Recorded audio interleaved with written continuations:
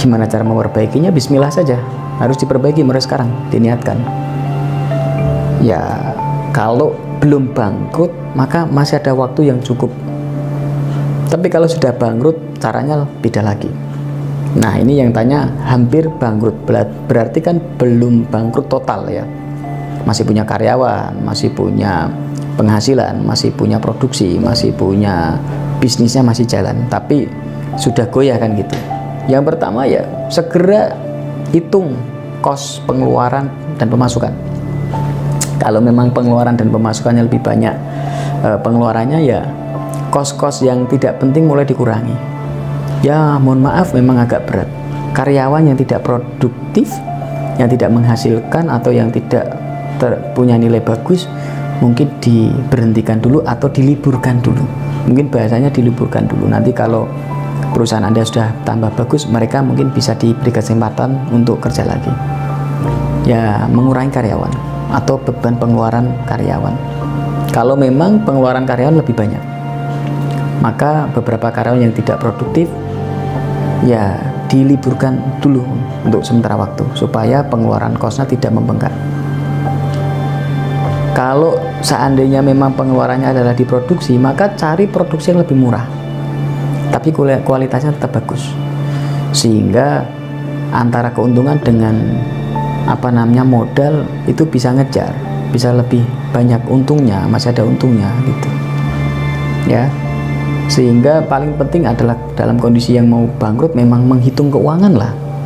Anda cari akunting atau teman yang bagus dalam menghitung keuangan, atur keuangan dengan baik ya. Mulai hemat dulu, jangan beli barang-barang yang tidak penting. Keperluan pribadi dikorbankan dulu, khusus untuk usaha, bisnisnya dipertahankan. Karyawan yang bagus dipertahankan, yang tidak bagus mungkin diliburkan dulu. Modalnya dikelola dengan baik, dihitung keuntungannya dengan baik. Apabila lebih banyak ruginya, maka stop dulu. Aset yang ada disimpan, aset yang masih ada Anda amankan dulu, karena kalau tidak habis semua gitu. Tapi kalau masih ada yang bisa diselamatkan, masih bisa muter, masih bisa menghasilkan, maka lanjut, tapi pengeluarannya dikurangi, beban ke pengeluaran dikurangi. Kalau rugi, mending berhenti ya. Aset yang ada bisa dikelola dengan cara yang baru gitu.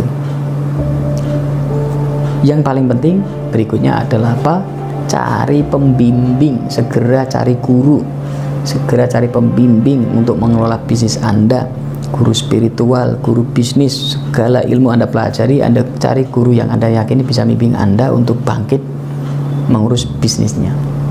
Karena seringkali orang-orang yang kondisi saat ini yang bangkrut, kebanyakan mereka punya tanggungan hutang ya, modalnya dari hutang, tagihan hutang, kebutuhan pribadi hutang, semuanya hutang. Itu yang membuat jatuh, dan karyawannya tidak disiplin, pengeluarannya terlalu banyak, sehingga hal-hal yang sifat hutang ke hutang ini dibereskan dulu ya, segera dibereskan. Kalau tidak ya minta kelonggaran waktu. Karyawan yang tidak kompeten diliburkan, yang kompeten diambil. Produk-produk yang paling laris, paling bagus dikembangin, yang tidak mending di stop. Barang-barang yang nggak laku di stop produksinya, jangan ditambah produksinya. Mulai memproduksi barang-barang yang paling laku. Fokus, mending satu barang paling laku daripada banyak barang tapi tidak ada yang laku. Mending satu apa dua apa tiga barang yang paling laku. Anda fokuskan itu untuk dijual, untuk mengejar pendapatan gitu. Dan segera mencari pembimbing, karena ini sudah darurat ya. Kalau sudah mau bangkrut mau gimana? Anda pikir sendiri ya malah stres gitu ya. Minta pembimbing ya, dan dekatkan diri kepada Allah Subhanahu wa taala, pada Tuhan yang Maha Kuasa, karena Tuhan yang menguasai alam raya ini. Minta petunjuknya dan mencari pembimbing seorang guru, insya Allah akan dapat solusi yang tepat. Karena setiap bisnis punya masalah masing-masing, punya solusi juga berbeda. Antara pengusaha yang lain dengan pengusaha yang lain kadang bisa berbeda, sehingga saran saya tidak bisa spesifik. Karena setiap usaha berbeda, solusinya juga berbeda. Setiap orang berbeda, sikapnya pun berbeda. Sehingga Anda datang ke tempat saya, insya Allah akan saya bimbing supaya usahanya tidak jadi bangkrut, supaya bangkit. Insya Allah atas rahmat Allah Ta'ala. Amin.